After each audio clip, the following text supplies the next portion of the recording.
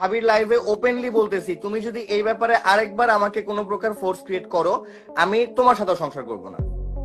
নাও তুমি সাথে যে সংসার না, আপনি তাহলে যে মধ্যে যার লগে যা সংসার করো, আমি থাকবো না। আমি সিঙ্গেল লাইফে চলে যাব।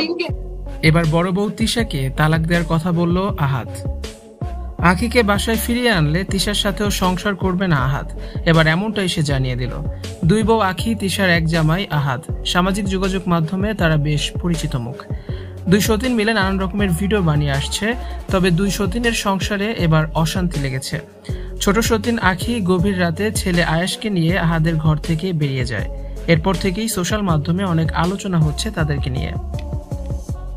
এবার বড় বউ তিশা আখিকে ফিরিয়ে আনতে চাইলে রেগে যায় আহাদ।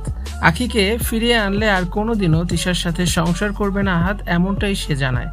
বর্তমানের ভাইরাল যুগে মানুষ অনেক কিছুই করে ভাইরাল থাকতে, তেমনি ভাইরাল থাকার জন্য আহাদও 2 বিয়ে করেছে। আর মোট সে 3টি বিয়ে করেছে। ভারতে আরমান মালিকের মতো 2 বউ নিয়ে ভিডিও বানিয়ে ট্রেন্ডে থাকতে চেয়েছে। এতদিন দুই সতীন আখি তিশা মিলে ভালোভাবেই তালমিল দিয়ে সংসার করে আসছিল। একসাথে সুন্দর সুন্দর ভিডিও বানিয়েছে।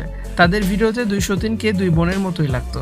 তবে ক্যামেরার বাইরে বাস্তব পৃথিবী যে অনেক কঠিন, তাই এবার জানালেন আখি। তিশা কখনো চায়নি আহাদ আখিকে বিয়ে করুক, কখনো আখিকে মন থেকে মেনে নিতে পারেনি তিশা। আর এই কথা জানার পর আখির মাথায় যেন আকাশ ভেঙে পড়ে। তিশা কখনো চায়নি আহাদ আখিকে বিয়ে করুক। আহাদ বড় বউ তিশাকেই বেশি ভালোবাসে। স্বামীর ভালোবাসা আখির ভাগ্যে সেভাবে কখনোই জোটেনি। রাতে 3 জন একসাথে এক বিছানায় ঘুমাতো, সেখানেও স্বামীকে জড়িয়ে ধরতে পারতো না আখি। এক কোনায় সে শুয়ে থাকতো।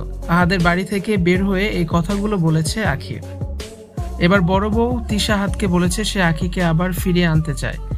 আখিকে আর কখনো বাড়িতে ঢুকতে দেবে না আহাদ। আর যদি আখিকে আনার কথা বলে তাহলে তিশাকেও তালাক দিবে আহাদ, এমনটাই সে জানিয়েছে।